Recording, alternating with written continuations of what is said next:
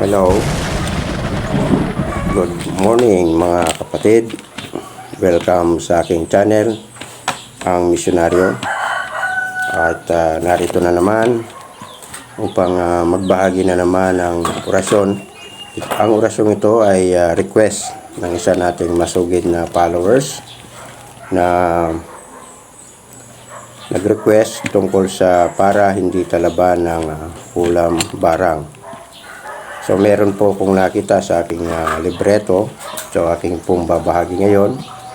Maaring ito ay nai-upload ko na sa aking channel, na yung isa kong channel na Albularyo ng Angeles, at ito po yun. At nawa ay inyo pong suportahan din ang channel kong ito. Dalawa po kasi ang channel ko. Ngayon bumubuo pa ako ng isa pang channel para sa mga, ang content po noon ay horror story. So kung meron po kayong mga kwento, yung tunay na pangyayari, nawa ay ibahagi nyo po sa aking Gmail account na ito. Yan. O kaya dito sa baba lalagay ko. Diyan po nyo i-send ang inyong mga karanasan tungkol sa mga aswang, barang, mga elemento at mga engkanto. Baka meron po kayo dyan at nais nyong ilahad sa madla. So dito matutulungan ko po kayo. At ganun din, no skipping ads habang kayo po ay nanood sa aking video ito. Malaking bagay po yan na magagawa para sa channel ko ito. At paki-share, like, subscribe, at paki-hit po ang notification bell dyan po sa baba bago matapos ang video ito. So intro muna po tayo mga kapatid.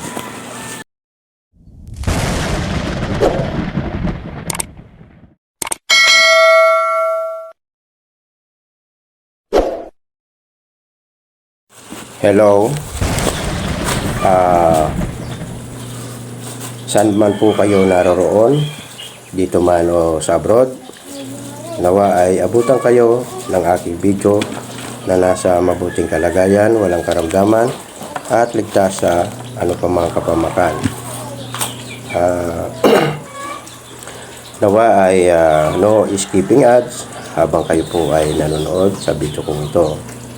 Isa po itong malaking tulong na inyo pong magagawa. At kung ngayon ka lang po nakapanood at kung inyo pong nagustuhan, paki-like, share, subscribe, at paki-hit po ang notification bell po dyan po sa baba para po lagi po kayong updated sa lahat ng video na ating na-upload. So, disclaimer naman sa mga hindi po naniniwala sa ating content, ay paki-skip po ng video ito at maghanap po ng video na naayon po sa inyo pong kagustuhan. Ito po ay para lamang po sa mga naniniwala at nag-aaral ng mga karunungang lihim. At anuman po ang inyong paniniwala at reliyon ay aking gagalak. So galangan at respetuhan na lang po tayo. Lagi ko po itong sinasabi sa kabila kong channel at dito. Ito po yung mga pambungad ko upang sa mga hindi naniniwala ay pwede nilang i-skip ang video ito. At shoutout sa solid followers ko, subscriber, lalong-lalo na sa aking mga channel member sa channel kong ito. Maraming pong salamat sapagkat hindi niyo po akong iniiwan hanggang ngayon, na kahit nagbabayad po kayo sa YouTube upang masuportahan lang ang aking channel. Maraming pong salamat. At ganun din, shoutout sa lahat ng mga content creator na mga channel na mga ganito, na nagbabahagi ng mga ganito tungkol sa karunungang lihim, mga mutyaman at mga story tungkol sa karunungang lihim.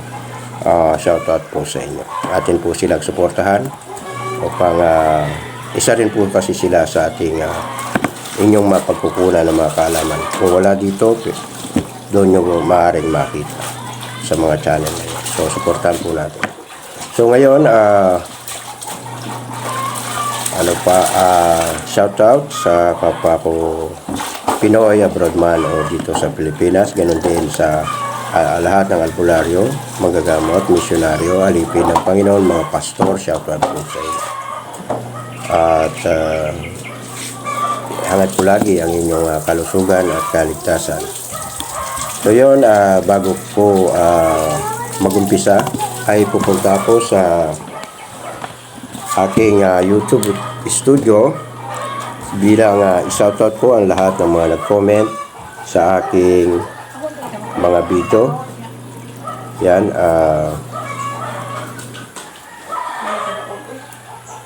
ayan, at yun, ito po yung mga inyong mga comment. So sana kung gusto mong magpa-comment, maglalagay lang po kayo ng shoutout from. Kayo na po ang bahala kung saan lugar po kayo naroon. Yun lang po ang inyong gagawin.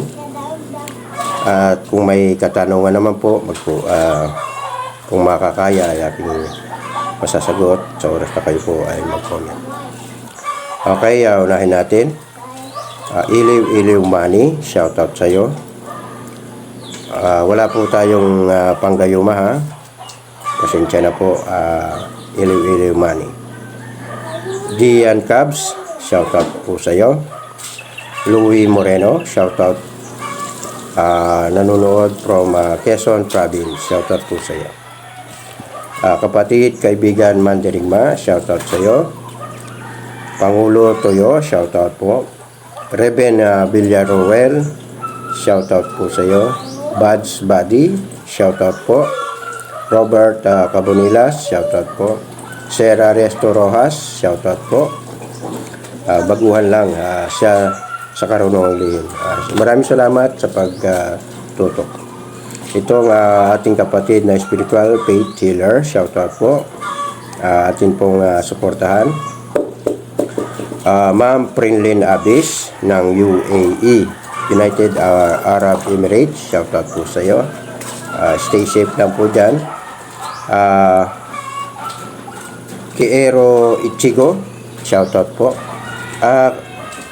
Nagtatanong siya kung magkano ang medalyon na San Miguel.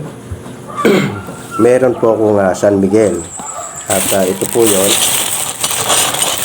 May pula at may dilaw. Sana. Dali lang po at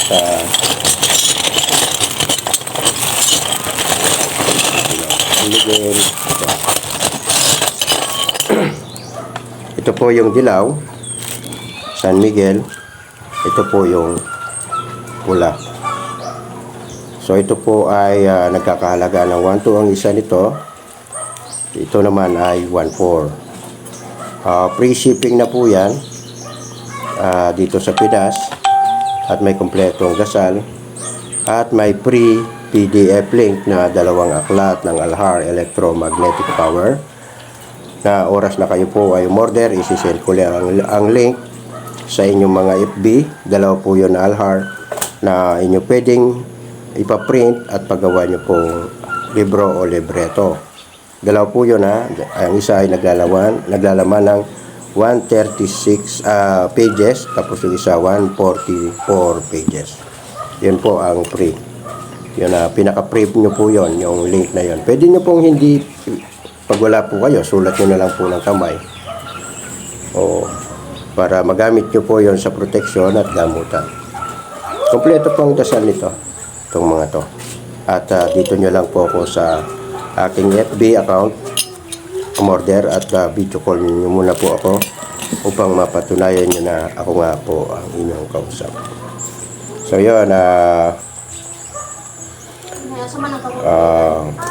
Sera Kero Ichigo, shoutout po. Jeremy Nick Daw, shoutout. Ma'am Ann Barona, shoutout po. Ayun, Nick Jone, shoutout. Naibahagi ko po yung Sir Nick Doni, naibahagi ko po yung basag ng Jehovah. Naka-short video. Tingnan mo. Okay. Okay, yun po ang nag-comment sa lahat sa aking video. So yun, Pila ka po kabuti sa sila. ang pag-aaral ng karunungang lihim ay kailangan na mahinahon, hindi laging magalitin, at mapasensyoso. Mataas yung kanyang pasensya. Pila ka po kabuti. Mapagpatawad, maunawain, pero wag naman masyadong mabait. Dahil baka abusuhin ng ibang tao ang inyong kaibaitan. At kung gano'n na, yung iba nagtatanong kung paano mag 49 days. Ang magandang umpisa nyo sa 49 days na inyo pong gagawin na debosyon. Ang 49 days ay ito yung magnilay-nilay ka, maghingi ng kapatawaran at manalangin. Kung ano man po ang naging yung kasalanan, hingin mo ng tawad. At araw-araw nyo pong gagawin yon pag inyo pong naumpisahan. Ang magandang umpisahan nyo po na araw ay unang Biyernes ng kahit anong buwan. Nasa inyo po yon kung araw o gabi. Pero mas maganda, kasi kami noon sa missionary PBMA, 6 na beses sa 24 hours kami nagdidibusyon, nagro-rosary. Ngayon, kung kaya po ay may trabaho, mas maganda araw, umaga o gabi. At kung may pagkakataon naman po, alas 6 ng umaga, alas 6 ng hapon. Conforme sa inyo pong sitwasyon na gawain. Halimbawa, may trabaho kayo sa gabi at umaga na lang po. Pag wala pong trabaho, alas 6 ng umaga, alas 6 ng hapon. At kung wala naman, tambay lang po kayo, mas maganda po yung round the clock. Yung alas 3, alas 9, alas 6, alas 12. Yung nakaganyan sa relo, cross.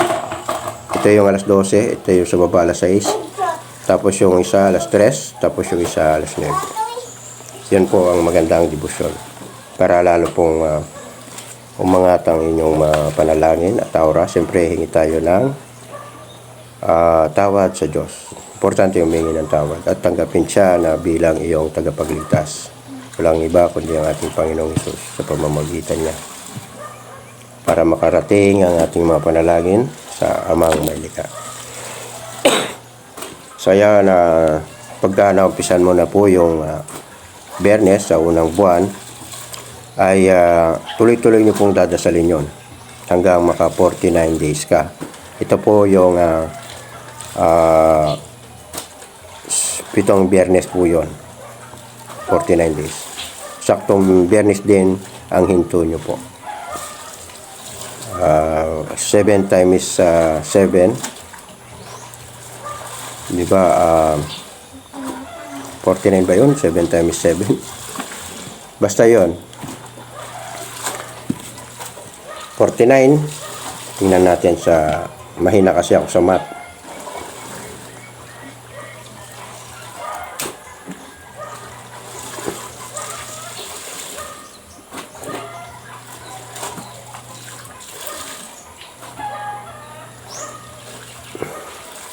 Ah, 42 lang pala. But 6. 49 nga. 7 times 7. So yun, pasensya na. Mahirap ako. Hindi ako gano sa math. At sa times, lalo sa times. So yan, ito po yung mga pinalilimusan ko mga medalyon. Ayan. So mga magkakagusto lang. Ito yung Kristong Hari. Mahal na Berel.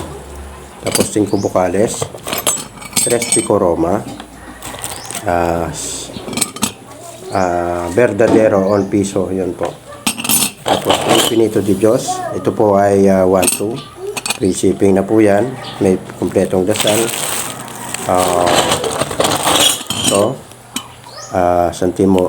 Sagrado Santissimo yan. Ito po yung Sagrada Familia. Tapos sa Holy Trinity, Diyos Ama yan. Tapos ito yung kinatatakutan ng mga elemento o kulang barang kahit anong masamang kapangyarihan. At ito naman po ay yung symbol of Jehovah. Ngayon naman sa mga magkakagusto ng engraved design na mula kay Poblete, malilinaw po ito. Yan sa Tor Coronados, malilinaw po yan na gawa. Kahit na maliit ang letra niyan, malinaw po. Camera ko lang, hindi gano'ng nababasa sa camera. Nagbablog pagka sa camera. Really, ito yung Alpha Omega seal. Tapos seal ng 7 Archangeles. Ano naman to? Haring Metatron. Hari ng kidlat. So napakalakas to sa gamutan. Parang kinikidlatan ng mga kombate, yung nakukombate mo na magkukulang. Yan, 72 names of God. Jaahaha. Sunog ang mga spirito pagsuot mo ang ganito. At ito naman ay malakas na protection sa balat, baril at patalim dahil ang mga nakalagay na aura dito ay yung aura ng mahal na Berhen. Yan po. Tres Picoroma, yan, 700. At ito, ang suot ko ay 8 AD. Yan. Malakas sa kombate. Kapag may nakasanib na espiritu sa tao, ay biglang maalis pag may ganito ka. Kaya napakalakas po sa gamutan ito. Kung albularyo kayo magagamot, mas maganda po meron kayo nito. Gumagawa rin po ako ng panyo nito tulad niyan. Ginagawa ko po yan. At yung habak, ganun din, 880 rin po. So yan, sa mga gusto magpagawa o umorder, i-PM nyo lang po ako dito sa aking FB account. At i-follow nyo po ako. Huwag nyo po akong i-friend request dahil hindi ko po kayo matatanggap dahil 7,000 friend na ako. So yun, follow nyo lang po ako at mag-message. So ang aking ibabahagi ngayon, at least naibahagi ko paano ang debosyon. Yung 49 days na araw na yon ay wala pong patlang. Dapat walang patlang. Halimbawa, nagdebosyon ka ngayon, bukas hindi, ikaw po ay babalik sa una. Kaya sayang. Kung naka 20 days ka na tapos hindi ka nagdasal sa sumunod na araw, ito po ay babalik po kayo sa una. Ay kaya hayaan nyo pong matapos kayo ng 49 days. Kaya pasensya na, medyo binawal ang bata. Maingay kasi. Bawal ang sa YouTube. So yun, akin na pong ibabahagi ang orasyon para hindi talaban ng mga anumang tigal po, kulang, barang o mga kapangyarihang mula sa dilim. Okay, Mama Ellen Manning, shoutout sa iyo. At ganoon din kay Ma'am Prenlyn Abis. Sila po ay si Ma'am Ellen Manning ay nasa Hawaii, USA. At yung si Ma'am Prenlyn Abis ay sa UAE. So ito ay para sa inyo na nag-request nito. Kontra barang at ulam. So yan, akin na pong ibabahagi, ma'am, mga sir. Ito po ay dinadasal sa gabi, sa umaga, pagkagising. Kahit hindi nyo na po anong debosyon. Basta po darin nyo lang ng ama namin, Abagino Lulati, at sumasampalataya para ang orasyong ito ay mas lalo po ang lumakas. Okay, yun, pag nakadasal na po kayo, isunod nyo na po ang orasyong ito. Orasyon para di ka matamaan o matablan ng barang at kulam o mga masamang kapangyarihan. Pronas Boe, Magna Pronas Boe, Magno, at isunod ang susi. Yahweh, Yahoswa, Roak Hakodis, Igusom Salbame. 3 beses nyo po babanggitin ang susi. Yung unang orasyon, kahit isang beses lang po. Tapos ihip nyo po sa inyo pong mga dibdib. At